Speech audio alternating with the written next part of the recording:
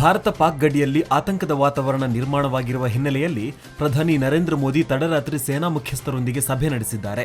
ಈ ವೇಳೆ ಗಡಿಯಲ್ಲಿನ ಭದ್ರತೆ ಬಗ್ಗೆ ಮಾಹಿತಿ ಪಡೆದಿದ್ದಾರೆ. ಗಡಿಯಲ್ಲಿ ಪಾಕ್ ಯುದ್ಧ ವಿಮಾನಗಳನ್ನು ಹಿಂದಿಕ್ಕುವ ವೇಳೆ MiG-21 ವಿಮಾನ ಪತನಗೊಂಡು ವಿಂಗ್ ಕಮಾಂಡರ್ ಅಭಿನಂದನ್ರನ್ನ ಪಾಕ್ ಸೇನೆ ವಶಕ್ಕೆ ಪಡೆದಿದೆ. ಅಭಿನಂದನ್ ಅವರನ್ನ ಪಾಕ್ ವಶದಿಂದ ಬಿಡುಗಡೆಗೊಳಿಸಲು ಕೈಗೊಳ್ಳಬೇಕಾದ ಕ್ರಮಗಳ ಬಗ್ಗೆ ಚರ್ಚಿಸಿದ್ದಾರೆ ಎನ್ನಲಾಗಿದೆ. ಪಾಕಿಸ್ತಾನದ ವಶದಲ್ಲಿರುವ ಭಾರತೀಯ ವಾಯುಸೇನೆಯ ವಿಂಗ್ ಕಮಾಂಡರ್ ಅಭಿನಂದನ್ ಅವರ ವಿಡಿಯೋ ಪ್ರದರ್ಶಿಸಿರುವುದಕ್ಕೆ ಭಾರತ ಆಕ್ಷೇಪ ವ್ಯಕ್ತಪಡಿಸಿದೆ. ಇದು ಅಂತಾರಾಷ್ಟ್ರೀಯ ಮಾನವ ಹಕ್ಕುಗಳ ಕಾನೂನು ಮತ್ತು ಜಿನೇವಾ ಒಪ್ಪಂದದ ಉಲ್ಲಂಘನೆ ಎಂದು ಭಾರತ ಆರೋಪಿಸಿದೆ.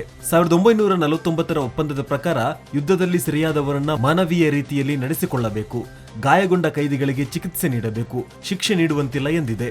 ಆದರೆ ಪಾಕಿಸ್ತಾನ ವಿಚಾರಣೆಗೂ ಮುನ್ನವೇ ಅಭಿನಂದನ್ ವಿಡಿಯೋವನ್ನ ಹರಿಬಿಟ್ಟಿರುವುದಕ್ಕೆ ಭಾರತ ಖಂಡಿಸಿದೆ. ವಾಯುಸೇನೆಯ ವಿಂಗ್ ಕಮಾಂಡರ್ ಅಭಿನಂದನ್ರನ್ನ ಪಾಕ್ ವಶದಿಂದ ಸುರಕ್ಷಿತವಾಗಿ ಕರೆತರಬೇಕು ಅಂತ ಒತ್ತಾಯಿಸಿ ಅಭಿಯಾನ ಆರಂಭವಾಗಿದೆ. ಬ್ರಿಂಗ್ ಬ್ಯಾಕ್ ಅಭಿನಂದನ್ ಎಂಬ ಹೆಸರಿನಲ್ಲಿ ಈ ಅಭಿಯಾನ ಸಾಮಾಜಿಕ ಜಾಲತಾಣದಲ್ಲಿ ಸಂಚಲನ ಸೃಷ್ಟಿಸಿದೆ. ಅಭಿನಂದನ್ರನ್ನ ಪಾಕಿಸ್ತಾನ ನಡೆಸಿಕೊಂಡ ರೀತಿಗೆ ಭಾರಿ ಆಕ್ರೋಶ ವ್ಯಕ್ತವಾಗಿದೆ. ಇದಕ್ಕೆ ರಾಜಕೀಯ ಪಕ್ಷಗಳು ಕೂಡ ಬೆಂಬಲ ನೀಡಿದ್ದು, ಅಭಿನಂದನ್ರನ್ನ ಕರೆತನ್ನಿ ಎಂದು ಎಐಸಿಸಿ ಅಧ್ಯಕ್ಷ ರಾಹುಲ್ ಗಾಂಧಿ, ದೆಹಲಿ ಸಿಎಂ ಕೇಜ್ರಿವಾಲ್, ಸಂಸದ ಓವೈಸಿ, ಕಾಶ್ಮೀರದ ಮಾಜಿ ಸಿಎಂ ಒಮರ್ ಅಬ್ದುಲ್ಲಾ ಒತ್ತಾಯಿಸಿದ್ದಾರೆ.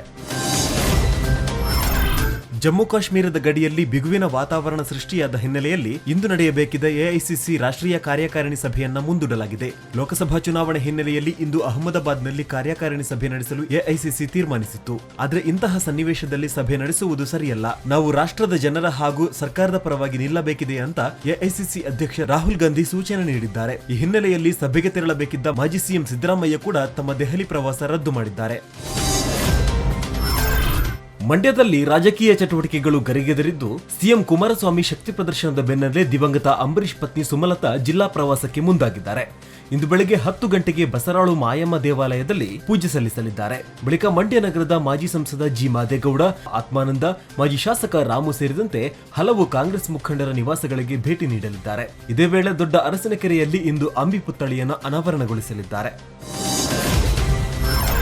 ಲೋಕಸಭಾ ಚುನಾವಣೆ ಸಮೀಪಿಸುತ್ತಿರುವ ಹಿನ್ನೆಲೆಯಲ್ಲಿ ರಾಜ್ಯಾದ್ಯಂತ ಪಕ್ಷ ಸಂಘಟನೆಗೆ ಕಾಂಗ್ರೆಸ್ ಮುಂದಾಗಿದೆ. ಕೆಪಿಸಿಸಿ ಅಧ್ಯಕ್ಷ ದಿನೇಶ್ ಗುಂಡೂರಾವ್ ತಡರಾತ್ರಿ ವಿಜಯಪುರದಿಂದ ಹುಬ್ಬಳ್ಳಿಗೆ ಆಗಮಿಸಿದ್ದಾರೆ. ಇಂದು ಹುಬ್ಬಳ್ಳಿಯಲ್ಲಿ ಪಕ್ಷ ಸಂಘಟನೆ ಕುರಿತು ಹುಬ್ಬಳ್ಳಿ ಧಾರವಾಡ ವ್ಯಾಪ್ತಿಯ ಕಾಂಗ್ರೆಸ್ ನಾಯಕರ ಸಭೆ ನಡೆಸಲಿದ್ದಾರೆ. ಮಾರ್ಚ್ 9ರಂದು ರಾಹುಲ್ ಗಾಂಧಿ ಹಾವೇರಿಗೆ ಭೇಟಿ ನೀಡುತ್ತಿರುವ ಕುರಿತು ಚರ್ಚೆ ನಡೆಸಲಿದ್ದಾರೆ.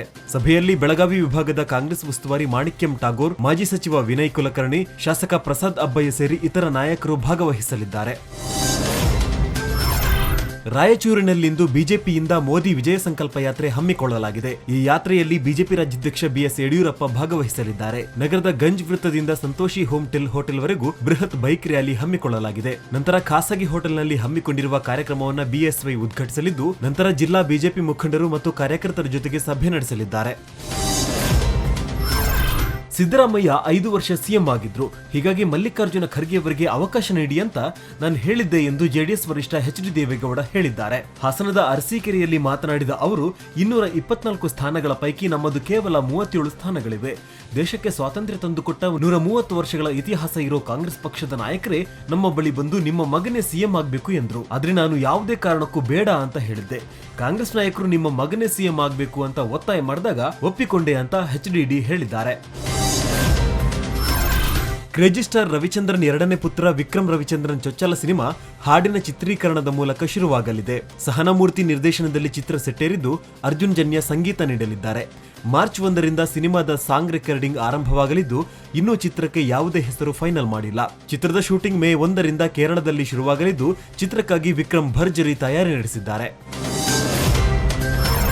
ಚಾಲೆಂಜಿಂಗ್ ಸ್ಟಾರ್ ದರ್ಶನ್ ನಟನೆಯ ಬಹುನಿರೀಕ್ಷಿತ ಯಜಮಾನ ಸಿನಿಮಾ ನಾಳೆ ದೇಶಾದ್ಯಂತ ರಿಲೀಸ್ ಆಗ್ತಿದೆ. ಹಾಗಾಗಿ ಯಜಮಾನನ ಬಲಗೈ ಬಂಟ ಧನ್ವೀರ್ ದರ್ಶನ್ ರನ್ನ ನೆನೆದು ಚಿತ್ರಕ್ಕೆ ಶುಭ ಹಾರೈಸಿದ್ದಾರೆ. ಕನ್ನಡಕ್ಕೊಬ್ಬರೇ ಯಜಮಾನ, ಅಂದು ವಿಷ್ಣುದಾದ, ಇಂದು ನಮ್ಮ ಜಗ್ಗುದಾದ. 1 ವರ್ಷದ ನಂತರ ದರ್ಶನ್ ತೂಗುದೀಪ್ ಅಣ್ಣನವರ ಯಜಮಾನ ಚಿತ್ರ ಅದ್ಧೂರಿಯಾಗಿ ಬಿಡುಗಡೆ ಆಗ್ತಿದೆ. ಚಿತ್ರವನ್ನ ಎಲ್ಲರೂ ಥಿಯೇಟರ್ಗಳಲ್ಲೇ ಹೋಗಿ ವೀಕ್ಷಿಸಿ.